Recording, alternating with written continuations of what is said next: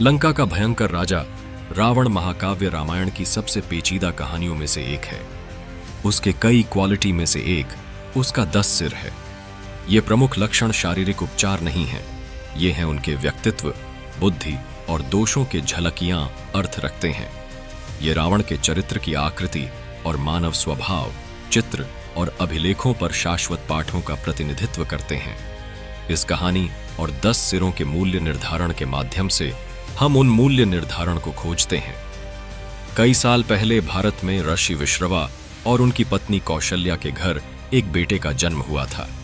उन्होंने अपना नाम दशग्रीव रखा, जिसका अर्थ है अर्थी बॉस वाला। बचपन में दशग्रीव रूप से साझी थी। वह आसानी से वेदों को पढ़ सका, मधुर संगीत बना सका और एक कुशल योद्धा की तरह की रणनीति बना सका। लेकिन उनकी प्रतिभा के साथ साथ उनकी रुचि भी बढ़ गई। सोया में दशग्रीव को भगवान शिव की कोट शक्ति के बारे में पता चला। शिव की कृपा से अमृता और त्रिलोकों के स्वामी की इच्छा उनके मन में घर कर गई। इस उद्देश्य से दशग्रीव कैलाश पर्वत पर गया और घोर तपस्या करने लगा। उनकी भक्ति ऐसी थी कि देवता भी चकित हो गए। दशग्रीव ने एक विशाल वेदी बनाई और भगवान शिव को बलि चढ़ाना शुरू कर दिया। हर बार वह अपना सिर विकल्प भगवान शिव को देखता है, लेकिन अजीब बात यह है कि उसका कटा हुआ सिर फिर से उग आया और वह फिर से तपस्या में लग गया। वह यह भक्ति 10 बार की है। प्रत्येक बलिदान उसकी भक्ति, गौरव, सुंदरता और निर्बलता का प्रतिनिधित्व करता था। अंत में 10 बार आत्म बलिदान के बाद भगवान शिव प्रकट हुए। हे दशग्रीव, क्या तुम शोभा चाहते हो? शिव ने पूछा। दशग्रीव ने अपने 10वें सिर झुकाए और कहा, मुझे अपने शत्रुओं को पाने के लिए कलाओं में विजय प्राप्त करना और 3 लोकों में बिना किसी डर के रहने की शक्ति दो।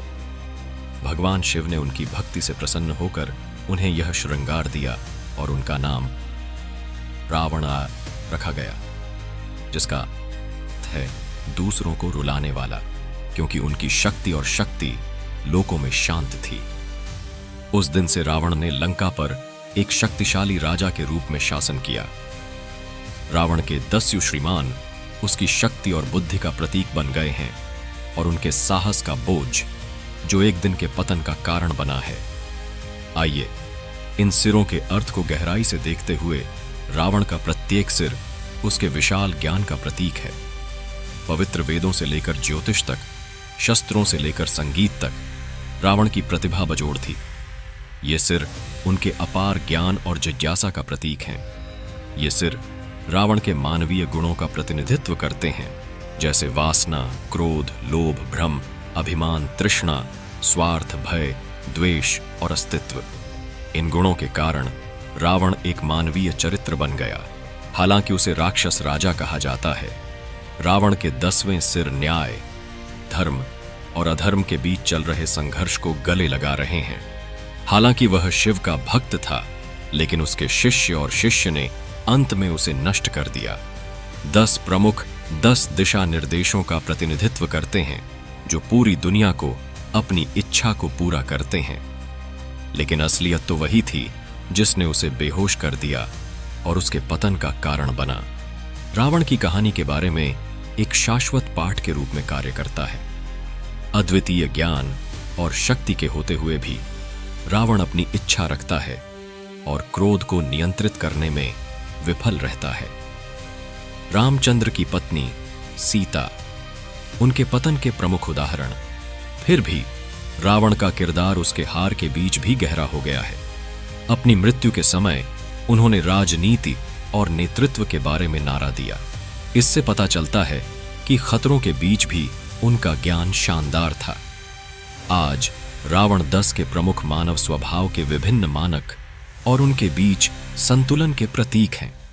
ये सिर हमें सिखाते हैं कि हमें किससे गुण विकसित करना चाहिए, जैसे ज्ञान और भक्ति, और किन से दोषों पर विजय प्राप्त करनी चाहिए, जैसे कि अभिमान और लालच। रावण की कहानी हमसे अपने आंतरिक परिचय का पता लगाने का अनुरोध करती है। क्या हम अपनी इच्छाओं और शिष्टाचार को अपने गुणों से ऊपर रख रहे हैं, 10 सिर वाला रावण आधुनिक जीवन के तनावों का भी प्रतिनिधित्व करता है। प्रत्येक सिर में परिवार, रुचि, निष्ठा, इच्छा और जिम्मेदारी का प्रतीक हो सकता है। इसकी कहानी हमें आपके जीवन में संतुलन बनाए रखने के लिए प्रेरित करती है।